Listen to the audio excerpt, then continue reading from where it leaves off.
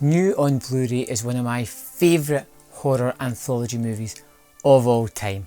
Asylum, being released from Second Sight Films. I adore this movie. This is one of those movies that I discovered way back when you only had a few channels of TV to choose from. Come on one night, captivated me, and I've watched this countless times throughout the years. And it's my favourite anthology because of the wraparound story. The one that encompasses the tales that we're going to discover.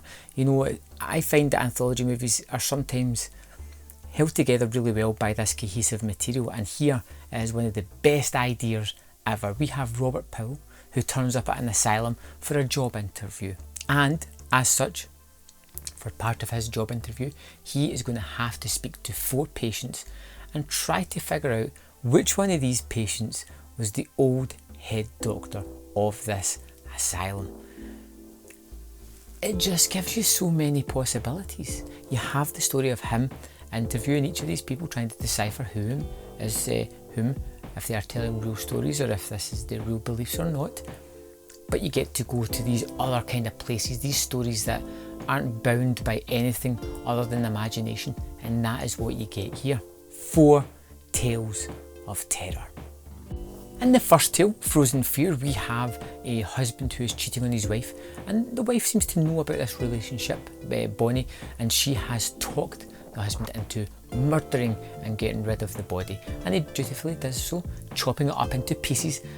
But unfortunately for Bonnie, the wife isn't too happy about this, and the body parts come to life to get their vengeance. This is a really fun tale. It's a really quick opener. It's got some good special effects for the time, some really interesting ones as well, and it just kind of grabs you as an opening tale. I think it's a lot of fun. It encompasses voodoo, it gives you 3 characters, it gives you these brown wrapped body parts that are just fantastic. You get the head that's breathing in and out, the paper, the hand that kind of claws along. There's lots of good ideas here, and it's one of my favourites of this anthology movie. The second story is The Weird Tailor, where we have Bruno, this tailor who is almost at the end of his tether. He is struggling to make ends meet. He has a week to make rent when he gets a strange offer, an offer of making a suit specifically designed by this one strange individual. And he has to do this. He decides to do it because it's going to give him a lot of money. It's going to keep him in business for a little bit more time, and he decides to stick to it. And he's an honest man, he's a trustful man, he wants to do the job the best he can, so he sticks to the rules, which involve only working in the garment between the hours of like 10 and 3 in the morning, and working with certain materials. And this one goes a certain place as well. It's really fun.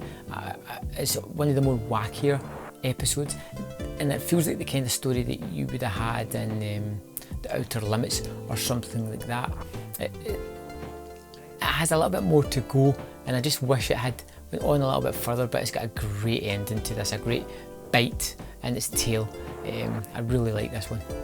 Number 3, Lucy Comes to Stay, was one that had to grow on me. I wasn't a fan of it first time, and it's more of a kind of psychological horror one, this. A little bit of slasher elements in here. We've lost the kind of supernatural elements of part 2 and the kind of voodoo elements of part 1. This is more about a person who's driven by a thought, an idea, an idealism that's driving them forward to do things. About a woman that's just been released from an asylum who has been given under the care of her brother, but maybe it was just a little bit too early.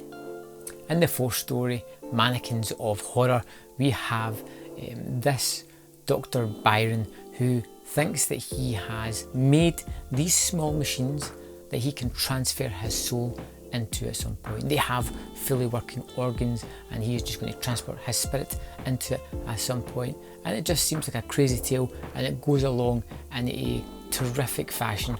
Really weird, a really strange design on his little robot creature as well, and it's just fun. Of course, we get the end of the wraparound story, which I think is a perfect fitting to this tale. It's just great. You get these 4 tales, 5 if you include the wraparound tale, and I think it's all encompassing. It covers quite a lot of elements of horror. They're all fantastic. They're all equally as good as one another, I would say, but they all tackle different subjects, They've all got great actors, which I haven't told you what ones they're in, because I feel it's best for you to discover them along the way. And for me, it's a terrific movie. It's a love movie. This was one that I just absolutely adore, and it's one that I can wholeheartedly recommend. Now, the disc that this is in is just jam-packed with some fantastic stuff. Now, I didn't know a lot about Amicus, but I do now after watching this disc. There's 2 featurettes, one at 18 minutes, one at 20. 2 is a company inside the Fear Factory, and these are all about Amicus, but they're stitched together using materials that were taken at the time. So you have the 2 main people who were involved with the company talking about what they do, actors on the set talking about how they feel the working relationship is going within this small studio, making these sort of low budget, big earning horror movies. And I think it's because it's not a retrospective, because it's done from materials of the time, it just adds more credence to it, more weight to it. And these were incredibly enjoyable, fascinating stuff. Now, if this movie only had just the movie on the disc, if that's all you got, it would be worth the price. But these extras just add so much more to it. You get the 21-minute screenwriter David Shaw on Robert Bloch, the guy who wrote a lot of these anthology movies, and you really do just feel the passion from this guy about Bloch. He was a mentor to him. This was someone that he really looked up to, went out of his way to find and became part of his kind of circle, and just kind of admired this guy for his writing ability, the tales that he did, and the things that he influenced. And it's told in such a passionate style that you can't help but get driven along with that and feel informed about this really individual character, really interesting character. And it's just another great addition to this disc.